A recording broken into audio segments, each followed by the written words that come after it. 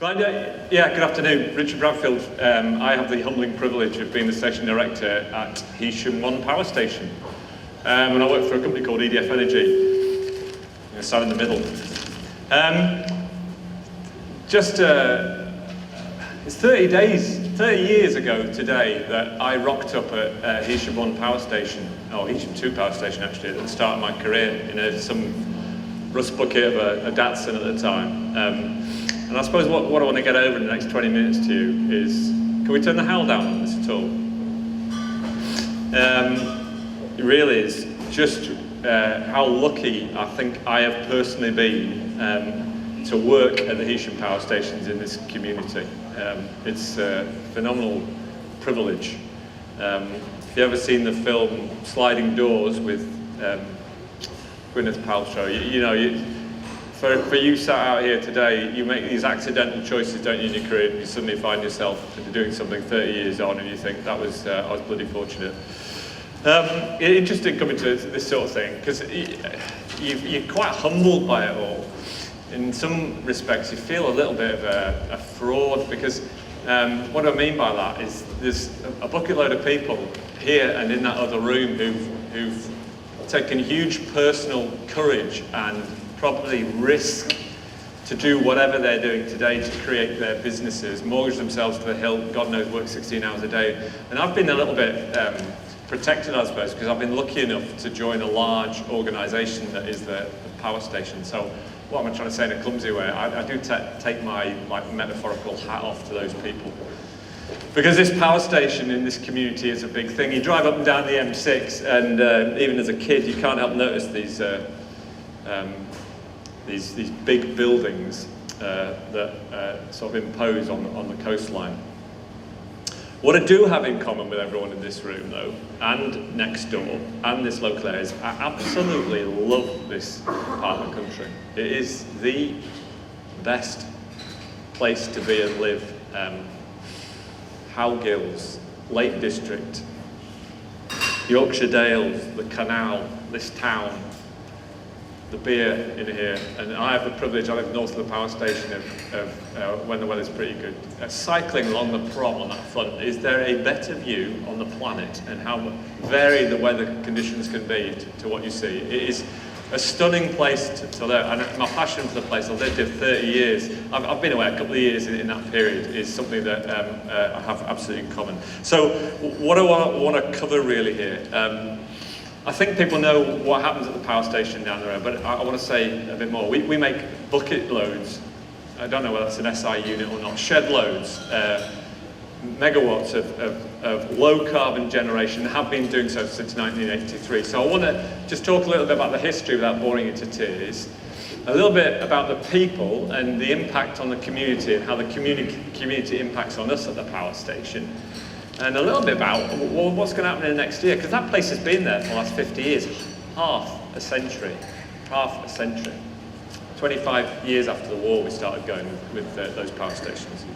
So, 1960s, the Central Electricity Generating Board wanted to build some nuclear power stations, and the Heysham site turned out to be a pretty good one. Why was it a good one? It's by the sea, you need lots of cooling water. It was an old oil depot as well, and there was an encouragement from people around this area that it's a good thing to do to have a power station here. 1970, we started to build Heysham 1, and at that point there's 3,000 people working there, a huge boost to the local economy, and a lot of the permanent workers that you see generations of following that stem from those times. A real boost it was in the 70s and 80s in this local economy. 1980, Heysham 2 started. So I'm talking about Heysham 1 and Heysham 2 as if you work there and you don't know. Heysham 1 is the grey shed. I should say it much nicer than that. It's the large grey building. There's a lot that goes on behind that, and the one on the left is the slightly larger one is Heysham 2, which has a bit of a white top, and it looks a little bit like a ship if you squint your eyes. And The other thing about in terms of staff in the place, we drew then from coal-fired plants that were being shut down, and we're doing exactly the same today. This week, I think it is, or next week, one of our power stations is a coal-fired power station down near the Trent. It's closing Cottam after 51 years, and we're taking people from Cottam to work at the new site down in Somerset, Hinkley Point C, much on the news, etc. We'll all have a view on that, I'm sure. But so, in terms of what happened then, Heysham 1 came to power in 1983 and Heysham 2 back in 1988. So 50 years in this community. If you think about what that means, we have approximately, give or take, 40 local suppliers who provide sort of niche services either to our power station or the wider nuclear business. You couple that with the number of staff we have on site and the amount of wages and all the rest of it, probably knocking on about 80 million a year, and a majority of that, it's like 90% of people live within 10 or 15 miles of the power station. And a lot of that goes back into the community. 1,500 people, permanent staff up there, and it's, as you'd expect over the years, it's multi-generational. You've got to be actually pretty damn careful, because there's sisters and there's brothers and there's people who are having affairs and there's all the rest of it, husbands and wives. And the reality is it doesn't take long to meet someone who's been working at the power station. So let's move on a little bit to the power station. The power station is just a bunch of inanimate objects, tables, pumps, power, cables, turbines, whatever, concrete, you name it. What brings it alive, like it does for all of you, and whatever you do in your lives, is the people. It's where the music starts. And if you think about the people at the place, they roughly split into two camps. Those who maintain the place, plan and maintain big complex factory, and those who operate it 24/7. Highly trained individuals, 24/7 in that control room ever since 1980 or whatever, both power stations. It's a little simplistic. It's actually like a small town in terms. We've got plumbers there, painters, we've got cooks, nuclear scientists, very small number. If you think there's full of people from The Simpsons, then you'd be acutely wrong. It's not like that. We've got engineers, mechanical engineers, civil engineers, we've got chemists, we've got welders, we've got pipe fitters, we've got electricians, you name it. We've got the full enchilada, the full spectrum of different skills on the power station. And we're also supported, because we're part of a fleet of 8 power stations, nuclear power stations, by some central support engineering as well. Nuclear is special, is unique, and I suppose the people that you would expect as members of the public, the professionalism and motivation to be pretty towards the top end. And I mean, it's easy for me to say, and that's why I talk about being a hugely infectious industry. They are hugely motivated, very professional individuals. In terms of the demographic, it's moved on a pace. I'm a white, 50 plus, balding male. I promise you it's not quite like that. The split and the diversity of people is something that we're driving really hard, as everybody is, to do so. My management team has got about 30 to 40% females in. Now that's just one part of diversity, there's a whole host of others, but it is absolutely imperative in the nuclear industry you get a diverse view and you welcome it. In terms of young apprentices, young engineers as well, really encouraging through the schools, as is the company, to get more and more in. But it's hard, it's really, really hard. I'll come on to that in a little bit later on in terms of what we can do in terms of encouraging that. Community. Those people I talked about in terms of enthusiasm and encouragement, encouraging what goes on. They go out to schools, they are part of the theatre groups, local sports, you name it. Those very people that we train and operate the plants are an integral part of really sowing and sending the message around this industry, this country, UK PLC needs people who, from any background, race, gender, who could get stuck into science, technology, engineering and maths. And we go around the schools and all sorts to encourage that as best we can. So I talked a bit about the people. What is special about what we do? Well, we do something that's, and how they got to this point in the 1960s and earlier, I do not know, but we split the atom. We split the atom and then release energy in a controlled manner to boil water. That's all we do. We just we boil water down the road, we make it into steam, we put it into a turbine and we make electricity. Just as a coal-fired power station does, just as a gas-fired power station does, oil, etc. They boil water, it's just the energy form is of a different. When I got into the industry, I wasn't tuned into this low carbon stuff. We are massive advocates in our company for a range of different energies. And the low carbon, whether you call it agenda, whatever it is, we all know the impact of fossil fuels, CO2 emissions, and I am massively proud in terms of this beautiful product that we generate now. Okay, the lights on here, one of the 5 lights on this room is powered by nuclear power and has been for the last 40 years. And it's the lowest carbon form of power you could go for. It's absolutely, you know, it's the business. And it's undergoing a little bit of a renaissance at the moment. How far that will go, I don't know. I know exactly where I think it should go, and our company thinks it go, through the building of Hinkley Point C, and moving on from that, Sizewell C down in Somerset, and Bradwell in Essex. These new plants are really big, really big. So we produce about 2% of the nation's power. At Heysham 1 or Heysham 2, these plants are about 8%. They really are, you know, and in terms of low carbon, as the coal-fired power stations come off the system, and we don't have any oil-fired power stations anymore, if you think we do, long since gone. Coal-fired power stations, just about gone. The reality is that all of us in this room, and all 60 million people in this country, when they go to a light switch or turn the cooker on, there's only one thing they want. They want it to come on, they want the electricity there, they want it 24/7. And for the majority of us, we're not that interested in how it got there. We're far more interested these days in the fact of being low carbon. But we get really, really interested when it isn't on. And the reality is if we remove big power stations from the system, this country will need big power stations.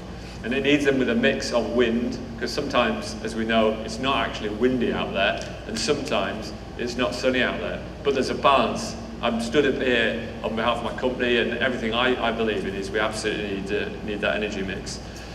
Look into the Heysham site as well. We're just going through quite an exciting little project at the moment. BEIS, I'll never remember what this is. It's the Department for Business, Enterprise, Industry and, someone help me, Strategy is it? Is understanding from a low carbon perspective pushing hydrogen. And there's a 20 million, in fact, speculate to accumulate investment pot out there. And at the moment we are just entering a second phase of what we call hydrogen to Heysham. We've got low carbon electricity and we've got water, and that's all you need, just to electrolyse the stuff, and you've got hydrogen and you've got oxygen. In terms of the government strategy, UK strategy, looking over the next 20-25 years to build up the production of hydrogen on this, in this country, all about security of supply, etc. So we've got a consortium running with Lancaster University and other parts of our company as well, with an aim to have a small demonstrator plant on our plant by March 2021. Watch this space for what goes on. You know, talking about carbon free earlier on, in 2040, I forget the date, but if you think we'll be going out to our local Ford or Audi dealership, they're just out the front and asking for a petrol or diesel car, I think it'll be forbidden. I don't know whether that's the right thing to say in the UK government strategy, but that's the way it is. Policy will dictate that. If you want a gas-fired boiler in your house after 2025, I don't think you'll be permitted to have one. Again, that legislation could change. But the move is towards an energy spread, an energy mix that is dominated by electricity. Dominated by electricity, whereas it had a big mix before of gas. And if you're going to dominate your strategy around providing energy, it's there 24/7. We will need a mix, and we'll need some nuclear, lots of renewables, etc. And hydrogen and battery storage is the way in which you can store power. So, future of Heysham and Heysham sites, and going back to the community, they will shut down at some point, those power stations, and we will only run them as long as they are safe to do so. They are technically viable to do so, and economically they are worth running. 2024 for Heysham 1 and 2030 for Heysham 2, but those dates could vary. But for the local community and everything that we stand for in this area, the reactors will then need to be defueled, and then we'll need to start to take the buildings down as well. So in terms of career choices, going back to science, technology and engineering, there will be a pull, a need within this local area for many, many years, and the local supply chain to support that infrastructure down at the bottom of that road. Finally, a couple of things. We have a visitor centre. It's been open since 2013. We used to have one, it went away, and it came back in 2013. So it's new news, but it's not that new, is it? It's 2013. We've had 40,000 visitors through the door since 2013. Again, open invite to anyone to come down, both in the visitor centre and get a tour around the plant. You'll be amazed at what goes beyond that bland exterior to the plant. Final couple of things. We support and sponsor all sorts of stuff.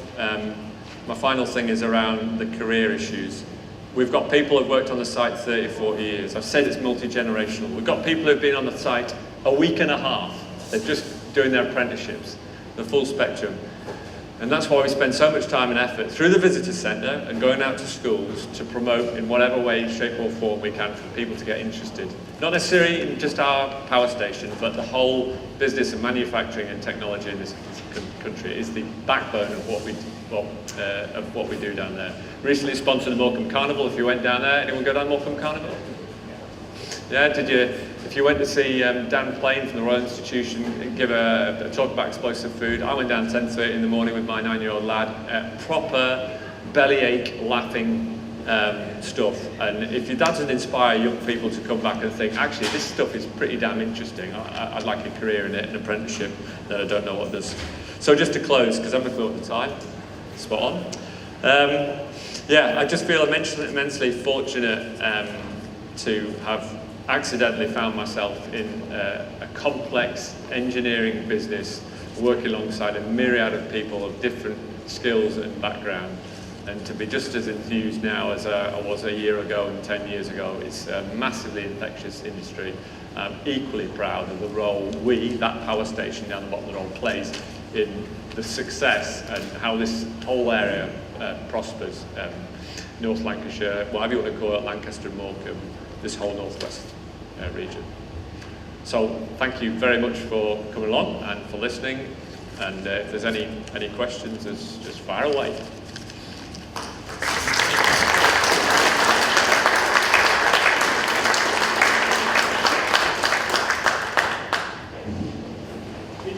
Richard, yeah. In terms of the Eden project and possibility that it comes to the area, do you think EDF Energy would be interested in sort of promoting electric vehicle technology, things like electric cars, electric bikes, things like this? You're right on the money there.